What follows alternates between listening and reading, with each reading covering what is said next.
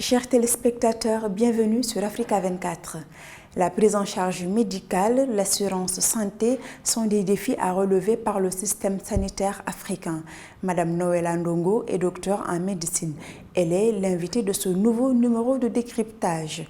La professionnelle de santé milite pour un meilleur accès aux soins de santé ainsi qu'aux spécialistes. Madame Noëlla Ndongo, bienvenue sur Africa 24. Vous avez mis en place une association dans le domaine médical qui mobilise des médecins et autres professionnels de la santé et de disciplines diverses. Qu'est-ce qui justifie cette implication en faveur du développement sanitaire? L'implication a démarré au départ par rapport aux différentes questions qui venaient de l'Afrique et qui remontaient vers nous, des problèmes au niveau de la santé, de la prise en charge, particulièrement de la prise en charge de certains patients. Et donc j'ai été obligée par moments de m'impliquer de près, de loin, mais parfois un peu près par rapport à la prise en charge de certaines personnes, de voir quand est-ce qu'il fallait recommander la consultation chez un spécialiste, quand est-ce qu'il fallait introduire certains traitements. Parlez-nous des principaux objectifs et missions de votre association. Là, au niveau de l'association, je parlerai d'un des objectifs. C'est vraiment l'objectif qui est basé sur la santé. C'est la formation du personnel médical, paramédical. Ça tourne autour du transfert de compétences. Moi, j'ai eu la chance d'être formée en Belgique, un peu en France, mais beaucoup en Belgique, là où j'ai pu acquérir certaines compétences, un certain niveau d'expertise. Et donc, sur base de ça, je souhaiterais faire bénéficier à ceux et celles qui sont en Afrique, en général, des différentes connaissances que j'ai pu acquérir pendant tout mon parcours. Et donc, ceci passerait par une formation.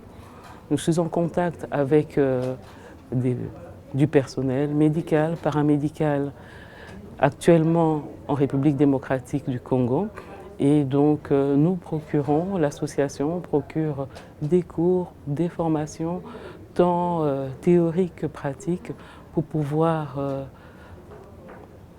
le mot, je ne sais pas s'il est bien choisi, pour pouvoir upgrader la formation qui est déjà sur place, que les personnes ont déjà eu sur place.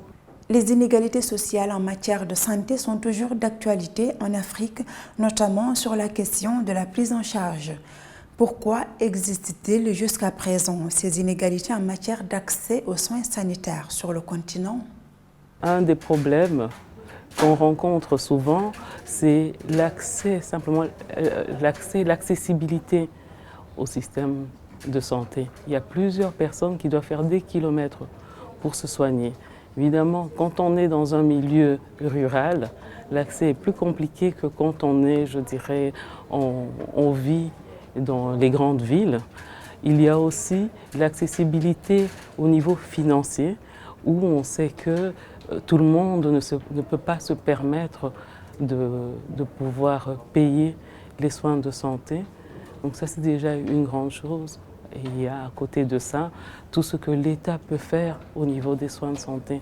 On parle beaucoup de formation, de création de mutuelles. Moi qui vis actuellement en Occident, je dirais que c'est un des soucis que je n'ai pas l'accès à la santé, c'est aussi l'accès au niveau du coût. C'est par l'existence de la mutuelle. Je sais qu'il y a certains soins qui sont pris en charge, que ce soit au niveau médical, chirurgical. Or, en Afrique, il y a très peu de pays où ce système existe. Il y en a, mais ça devrait être, je dirais, généralisé. Pensez-vous que les politiques sanitaires mises en place par les gouvernants africains sont efficaces pour pallier les écarts? Si elles sont efficaces, je pense qu'il y a toujours moyen d'améliorer.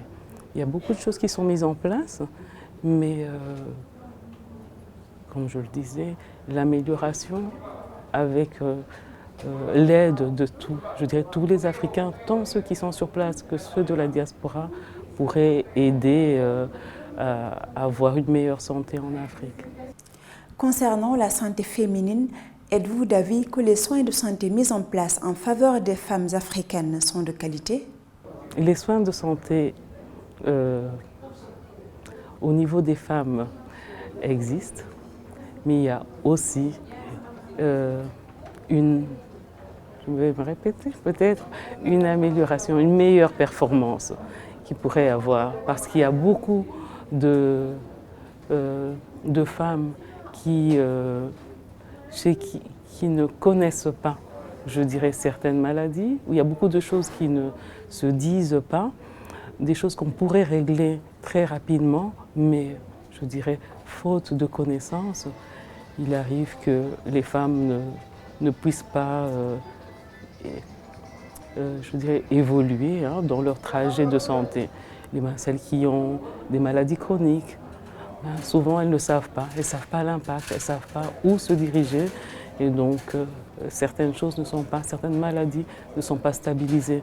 Donc je pense qu'il y a, à mon avis, il y a encore beaucoup de choses à faire.